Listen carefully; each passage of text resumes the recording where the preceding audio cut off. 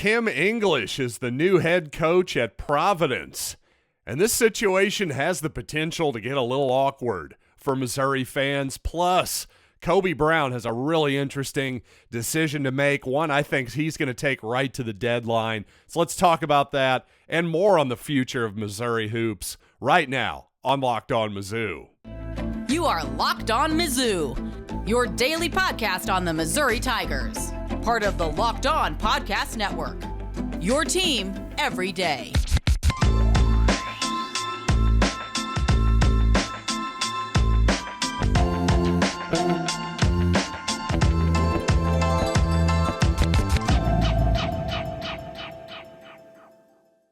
Hey, all you true sons and daughters, I'm John Miller, your Mizzou mafioso and the central scrutinizer of Missouri Tigers football and basketball. Thanks for making this show your first listen every day. We are free and available wherever you get podcasts and on YouTube, part of the Locked On Podcast Network, your team every day. And there may just be something wrong with me. I don't know. But no, it's just my nature that I like to look forward constantly. You guys know I'm into the stock market. That's a big part of it. But you know what? It definitely carries over into the sports world as well. But known to make a futures bet now and again over at FanDuel Sportsbook, of course. Yes, thank you, 2011 Cardinals and 2015 Royals. But I have to say, as soon as I heard about Kim English being hired at Providence College in the Big East, a high major basketball program. First of all, congratulations. At 34 years old, Kim English, to get that job, that's unbelievably impressive. But as I said before, I can't just live in the present. I got to project forward too. So I had to think, what if Kim has a really big year next season? Akin to what Dennis Gates did at Missouri this year. A nice tournament team, maybe a good run, maybe even he makes it to the Sweet 16, that kind of deal. And maybe Missouri actually takes a slight step back next year. What if Missouri doesn't make the tournament? Well, yeah, then that has a potential for things to get a little bit weird, doesn't it? Because there was a vocal part of the Missouri fan base just a year ago. By the way, I believe yesterday was the 1-year anniversary of Dennis Gates being hired at Missouri. Well, there's a lot of people that wanted Kim English, and I get that, understandably so. But just after one season at George Mason, I can't say that DRF, Desiree Reed-Francois, the entire Missouri administration, I agreed with the call at the time. I just thought that Dennis Gates had proven more as a head coach. Now, who knows? We could look back on that in years later and say, wow, Kim English would have been a heck of a coach too. I doubt we're going to look back and regret on Dennis Gates. I really don't. But at the same time, this could be interesting. Again, this is not a prediction whatsoever. I'm not saying jump off the Dennis Gates bandwagon. That's what I'm saying at all. I'm just saying, once again, there are a lot of people, a vocal section, a vocal minority perhaps, that wanted Kim English, and I get it. He's a true son, a guy that a lot of people at Missouri liked a lot, a guy who kind of was the personification of Missouri basketball, certainly the voice of Missouri basketball among the players for a long time. And I really hope that Kim English is a great head coach for a long, long time. I just hope he does it at Providence, or maybe at his next stop, maybe in the Big Ten, at Maryland or something like that.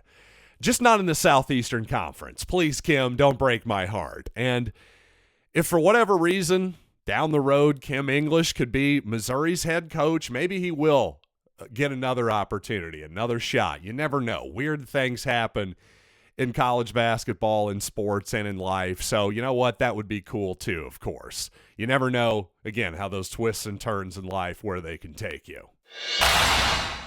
And speaking of twists and turns in life, well, it seems like Kobe Brown's long and winding road may have him end up in the NBA. You just never know. It's seeming more and more likely by the day, especially if you follow the offseason draft stuff like I do. Jonathan Givney over at ESPN put out his top 100 players recently, and checking in at my lucky number 44, well, none other than Missouri's Kobe Brown. And 44 obviously puts, if you're an NBA fan, you know, hey, 30 teams, 60 picks total in 2 rounds. That's right in the smack dab in the second round.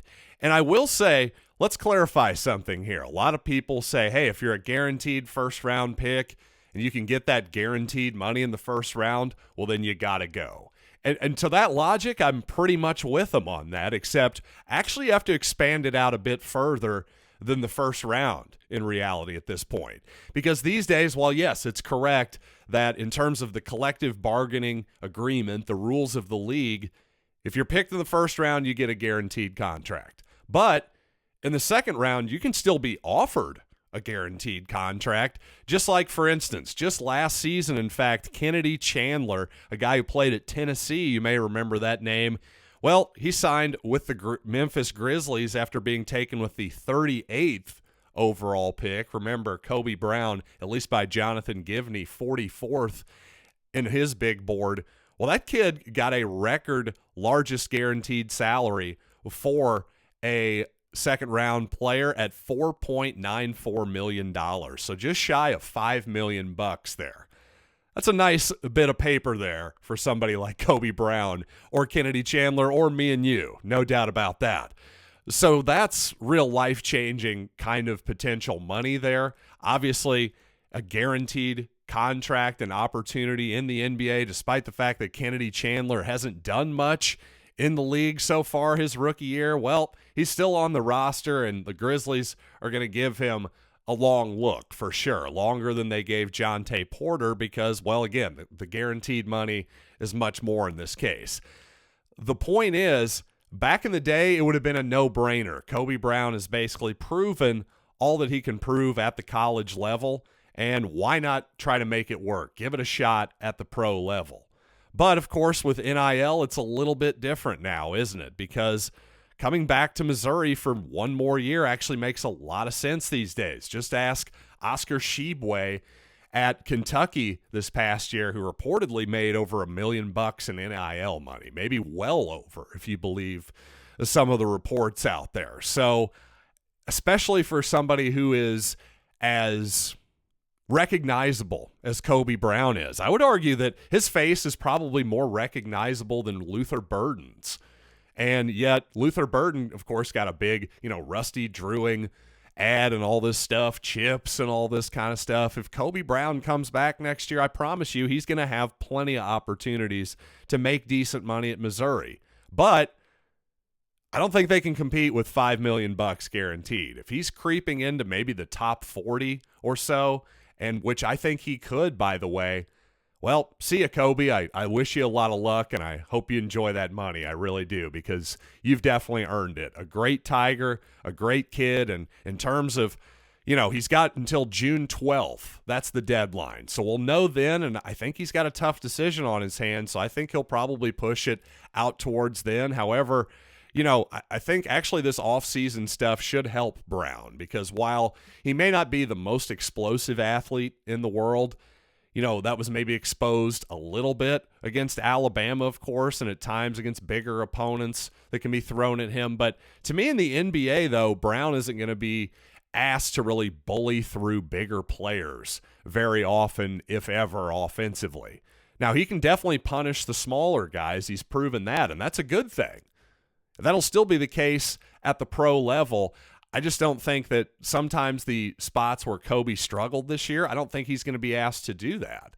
On the other hand, his spot-up shooting, which was really stellar all season, he can get those shots as the fourth or fifth option out on the court, no problem, and knock them down. His shot chart was really impressive, and also just the kind of young man that he is. He's an impressive guy, too. Obviously, character goes a long way at the pro level as well. Definitely a plus in his column. So really, the idea that he's maybe a priority second rounder for somebody, not a crazy idea. Selfishly, I hope he comes back, but if he has some kind of guaranteed money on the table, I really am happy for him. I truly am. And you know what? If Kobe Brown doesn't come back next year, could Jaren Stevenson, the 5-star player, high schooler, could he be the ready-made replacement on the roster for Brown? Well, let's talk about that and why those two events could be related. But first, I want to tell you about FanDuel, which is America's #1 sports book, the official sports book of Locked On. And guess what, new customers? You get a no-sweat first bet up to $1,000 in bonus bets back if your first team doesn't win when you download the FanDuel Sportsbook app. This is for new customers. Once again, it's safe, secure, and super easy to use. Bet on everything from money lines to point scorers to three-pointers made. Plus, FanDuel even lets you combine your bets for a chance to hit a bigger payout with a same-game parlay. So don't miss your chance at a no-sweat first bet up to $1,000 in bonus bets when you go to FanDuel.com/LockedOn. That's FanDuel.com/LockedOn to learn more. Make every moment more with FanDuel, an official sports betting partner of the NBA. Well, Missouri has a diverse collection of high schoolers coming in next year, despite the fact that they're all clustered together in the rivals rankings. All three of these guys ranked about around the 100 spot or so to 110th. Nothing wrong with that, by the way, especially when you get three of them in the same class. First of all, you got the classic point guard, Anthony Robinson, Trent Pierce, your wing scorer, and Jordan Butler, more of your center type or post type player, but also the junior college player, Kurt Lewis. Seems like a guy who's got a definite chance to start immediately next year with Demoy Hodge off the roster. Kurt looks like a three-point specialist on paper, shooting about 49% from three in junior college. Part of that Kyle Smith-Peters tree, if you will, down at John A. Logan College, of which we got Sean East as well. So really, when you look at it, Missouri is it's all going to kind of come down to the one fulcrum player. Well, really two, I suppose. Isaiah Mosley and Kobe Brown. And let's start with Kobe because, of course, I mentioned earlier that June 12th is going to be the deadline for guys to enter the draft. So we'll know by then officially, at the very least, whether Kobe is in or not. But also, Jaron Stevenson, mentioned him earlier, 5-star forward, North Carolina. From that state, well, more often than not, he'd probably be a Tar Heel or a Blue Devil, right? But if he reclassifies early for this next season, as he might, well, quite possibly Missouri is a much more viable option at that point. You may have noticed that the Babcock kid for North Carolina has decided to come back for another year, for example. Well, if Kobe Brown comes back, that might make the scholarship math a little bit fuzzy. May not have a spot for Jaron Stevenson, although I have to say, in this day of name, image, and likeness, do scholarships even matter anymore? If we can pay Kobe Brown 6 figures, can we also ask him to walk onto the team as well? Listen, at some point, the NCAA will probably, tighten up that particular loophole, but right now it sure seems to be wide open to me. But the point is, Stevenson has said that he's going to wait until at least the end of AAU season to make any kind of decision on reclassifying. So that'll actually be relatively deep into the summer after Kobe's decision. So I really think Kobe's decision could impact Stevenson's decision, if not on reclassifying, but definitely on whether or not to come to Mizzou. Also, next season's scholarship math gets a little bit fuzzy when you include Mabor Majak into the calculus, because he did come here as a walk-on at first, but then was later put onto scholarship. Is he now permanently on scholarship, or is this just a year-to-year thing depending on the situation? I truly have no idea. So if we do include Mabor, well, you include the 4 newcomers that'll certainly be on scholarship this coming year. Then we start listing guys, okay, who's certainly going to be on the roster next season? I think we can say Aiden Shaw, Noah Carter, Nick Honor, Sean East, the previously stated Mabor Majak, and also Mo Diarra.